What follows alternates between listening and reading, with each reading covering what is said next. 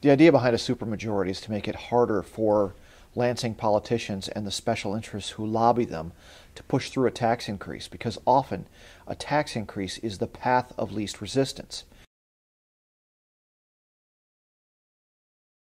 The 2007 tax hike put through by the Granholm administration and the state legislature, this was passed with maybe one vote where it was needed. And leading up to that vote, there was a great deal of raucous debate on whether or not it would pass at all, in part due to pressures put on the legislature by the Michigan Taxpayer Alliance. At the end of the day, however, Governor Granholm was able to secure the votes she needed, but by a very tiny margin.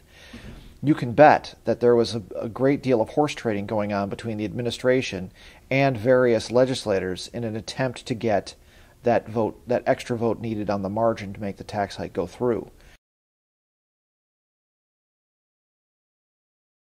Well, that occurs in any important bill because log rolling is a part of the democratic process. You could think of it in terms of horse trading. A politician holds out because they know that a particular vote to a governor is important, and the negotiations begin. Frequently you'll see politicians, whether it's in Washington or in Lansing, demand some type of quid pro quo, such as a subsidy for X project in the district, or the promise that a highway will be run through a particular area of a district, or that the governor or the president of the United States give fundraising speeches on their behalf. It's an unseemly component of politics, but it occurs every day. There was a tax increase involved in the overall net tax cut, and that involved an increase in what pensioners were paying in taxes. They would have needed a 2/3 supermajority vote to make that happen. But to me, that doesn't mean that they would not have been able to put a tax cut and reform in place on balance. They would have just had to come up with the 2/3 necessary.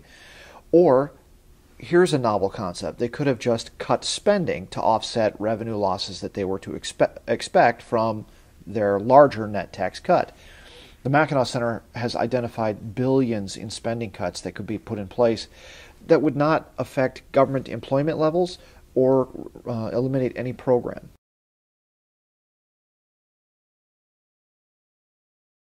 Vox populi, vox Dei. The voice of the people is God.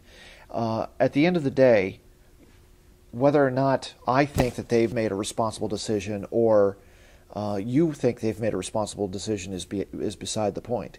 We can debate going forward whether or not a certain vote was a wise one or not, but I would trust 4 million voters or so, more so than I would trust a handful of legislators, particularly on tax and spending issues, because all the incentives in the world that they currently face in capitals, state capitals around the nation and our nation's capital, is to spend more money, to exhaust budgets.